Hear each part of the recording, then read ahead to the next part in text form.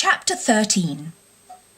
"I hope, my dear," said Mr. Bennet to his wife as they were at breakfast the next morning, "that you have ordered a good dinner to-day, because I have reason to expect an addition to our family party." "Who do you mean, my dear? I know of nobody that is coming, I am sure, unless Charlotte Lucas should happen to call in, and I hope my dinners are good enough for her. I do not believe she often sees such at home." "The person of whom I speak is a gentleman and a stranger." Mrs. Bennet's eyes sparkled. A gentleman and a stranger! "It is Mr. Bingley, I am sure. Why, Jane, you never dropped a word of this, you sly thing. Well, I am sure I shall be extremely glad to see Mr. Bingley, but, good Lord, how unlucky! There is not a bit of fish to be got to-day. Lydia, my love, ring the bell. I must speak to Hill this moment." "It is not Mr. Bingley," said her husband. "It is a person whom I never saw in the whole course of my life." This roused a general astonishment, and he had the pleasure of being eagerly questioned by his wife and 5 daughters at once. After amusing himself some time with their curiosity, he thus explained. "About a month ago I received this letter, and about a fortnight ago I answered it, for I thought it a case of some delicacy and required early attention.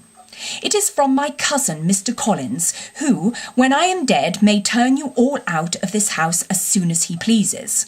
"Oh, my dear," cried his wife, "I cannot bear to hear that mentioned. Pray do not talk of that odious man. I do think it is the hardest thing in the world that your estate should be entailed away from your own children, and I am sure if I had been you, I should have tried long ago to do something or other about it." Jane and Elizabeth attempted to explain to her the nature of an entail. They had often attempted it before, but it was a subject on which Mrs. Bennet was beyond the reach of reason, and she continued to rail bitterly against the cruelty of settling an estate away from a family of 5 daughters in favour of a man whom nobody cared anything about. "It certainly is a most iniquitous affair," said Mr. Bennet, "and nothing can clear Mr. Collins from the guilt of inheriting Longbourn. But if you will listen to his letter, you may perhaps be a little softened by his manner of expressing himself." "No, that I am sure I shall not, and I think it was very impertinent of him to write to you at all, and very hypocritical. I hate such false friends. Why could not he keep on quarrelling with you as his father did before him?" "Why, indeed, he does seem to have had some filial scruples on that head, as you will hear." Hunsford, near Westerham, Kent, 15th of October. "Dear Sir, the disagreement subsisting between yourself and my late honoured father always gave me much uneasiness, and since I have had the misfortune to lose him, I have frequently wished to heal the breach, but for some time I was kept back by my own doubts, fearing lest it might seem disrespectful to his memory for me to be on good terms with anyone with whom it had always pleased him to be at variance. There, Mrs. Bennet. My mind, however, is now made up on the subject, for having received ordination at Easter, I have been so fortunate as to be distinguished by the patronage of the Right Honourable Lady Catherine de Bourgh, widow of Sir Lewis de Bourgh, whose bounty and beneficence has preferred me to the valuable rectory of this parish, where it shall be my earnest endeavour to demean myself with grateful respect towards her ladyship, and be ever ready to perform those rites and ceremonies which are instituted by the Church of England. As a clergyman, moreover, I feel it my duty to promote and establish the blessing of peace in all families within the reach of my influence. And on these grounds I flatter myself that my present overtures of goodwill are highly commendable, and that the circumstance of my being next in the entail of Longbourn estate will be kindly overlooked on your side, and not lead you to reject the offered olive branch. I cannot be otherwise than concerned at being the means of injuring your amiable daughters, and beg leave to apologise for it, as well as to assure you of my readiness to make them every possible amends, but of this hereafter. If you should have no objection to receive me into your house, I propose myself the satisfaction of waiting on you and your family Monday, November the 18th by 4 o'clock, and shall probably trespass on your hospitality till the Sunday night following, which I can do without any inconvenience, as Lady Catherine is far from objecting to my occasional absence on a Sunday, provided that some other clergyman is engaged to do the duty of the day. I remain, dear sir, with respectful compliments to your lady and daughters, your well-wisher and friend, William Collins. At 4 o'clock thereafter, we may expect this peacemaking gentleman, said Mr. Bennet, as he folded up the letter. He seems to be a most conscientious and polite young man, upon my word, and I doubt not will prove a valuable acquaintance, especially if Lady Catherine should be so indulgent as to let him come to us again. There is some sense in what he says about the girls, however, and if he is disposed to make them any amends, I shall not be the person to discourage him. Though it is difficult, said Jane, to guess in what way he can mean to make us the atonement he thinks our due, the wish is certainly to his credit. Elizabeth was chiefly struck with his extraordinary deference for Lady Catherine, and his kind intention of christening, marrying, and burying his parishioners whenever it were required. He must be an oddity, I think, said she. I cannot make him out. There is something very pompous in his style. And what can he mean by apologising for being next in the entail? We cannot suppose he would help it if he could. Can he be a sensible man, sir? No, my dear, I think not. I have great hopes of finding him quite the reverse. There is a mixture of civility and self-importance in his letter, which promises well. I am impatient to see him. In point of composition, said Mary, his letter does not seem defective. The idea of the olive branch perhaps is not wholly new, yet I think it is well expressed. To Catherine and Lydia, neither the letter nor its writer were in any degree interesting. It was next to impossible that their cousin should come in a scarlet coat, and it was now some weeks since they had received pleasure from the society of a man in any other colour. As for their mother, Mr. Collins' letter had done away with much of her ill, and she was preparing to see him with a degree of composure which astonished her husband and daughters. Mr. Collins was punctual to his time, and was received with great politeness by the whole family. Mr. Bennet indeed said little, but the ladies were ready enough to talk, and Mr. Collins seemed neither in need of encouragement nor inclined to be silent himself. He was a tall, heavy-looking young man of 25. His hair was grave and stately, and his manners were very formal. He had not been long seated before he complimented Mrs. Bennet on having so fine a family of daughters, said he had heard much of their beauty, but that in this instance fame had fallen short of the truth, and added that he did not doubt her seeing them in all due time well disposed of in marriage. This gallantry was not much to the taste of some of his hearers, but Mrs. Bennet, who quarrelled with no compliments, answered most readily. You are very kind, sir, I am sure, and I wish with all my heart it may prove so, for else they will be destitute enough. Things are settled so oddly. You allude perhaps to the entail of this estate.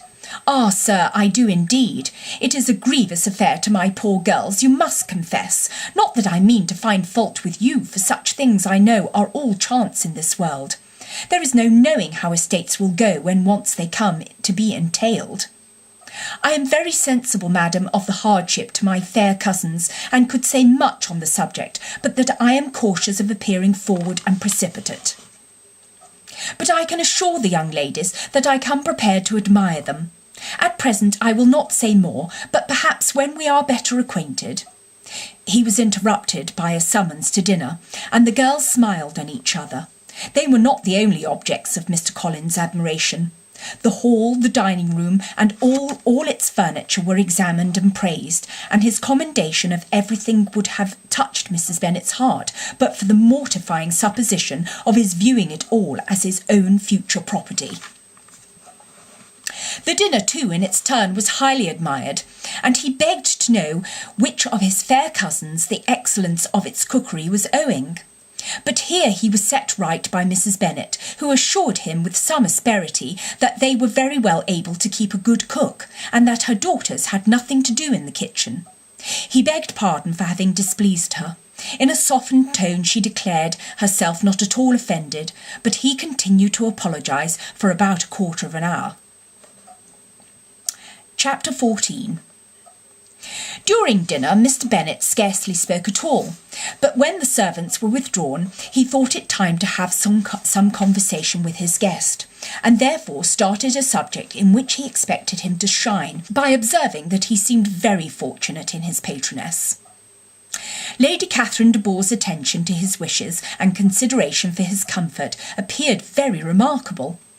Mr. Bennet could not have chosen better. Mr. Collins was eloquent in her praise. The subject elevated him to more than his usual solemnity of manner, and with a most important aspect he protested that he had never in his life witnessed such behaviour in a person of rank, such affability and condescension as he had himself experienced from Lady Catherine. She had been graciously pleased to approve of both the disclosures which he had already had the honour of preaching before her. She had also asked him twice to dine at Rosings, and had sent for him only the Saturday before to make up her pool of quadrille in the evening. Lady Catherine was reckoned proud by many people he knew, but he had never seen anything but affability in her. She had always spoken to him as she would to any other gentleman. She made not the smallest objection to his joining in the society of the neighbourhood, nor to his leaving his parish occasionally for a week or two to visit his relations. She had even condescended to advise him to marry as soon as he could, provided he chose with discretion, and had once paid him a visit in his humble parsonage, where she had perfectly approved of all the alterations he had been making, and had even vouchsafed to suggest some herself. Some shelves in the closets upstairs. "That is all very proper and civil, I am sure," said Mrs. Bennet, "and I dare say she is a very agreeable woman. It is a pity that great ladies in general are not more like her. Does she live near you, sir?" "The garden in which stands my humble abode is separated only by a lane from Rosings Park, her ladyship's residence." "I think you said she was a widow, sir. Has she any family?" "She has only one daughter, the heiress of Rosings, and of a very extensive property." "Ah," cried Mrs. Bennet, shaking her head, "then she is better off than many girls." "And what sort of young lady is she? Is she handsome?" "She is a most charming young lady indeed. Lady Catherine herself says that in point of true beauty Miss de Bourgh is far superior to the handsomest of her sex, because there is that in her features which marks the young woman of distinguished birth. She is unfortunately of a sickly constitution, which has prevented her making that progress in many accomplishments which she could not otherwise have failed of, as I am informed of by the lady who superintended her education, and who still resides with them. But she is perfectly amiable, and often condescends to drive by my humble abode in her little phaeton and ponies." "Has she been presented? I do not remember her name among the ladies at court." "Her indifferent state of health unhappily prevents her being in town, and by that means, as I told Lady Catherine myself one day, has deprived the British court of its brightest ornament.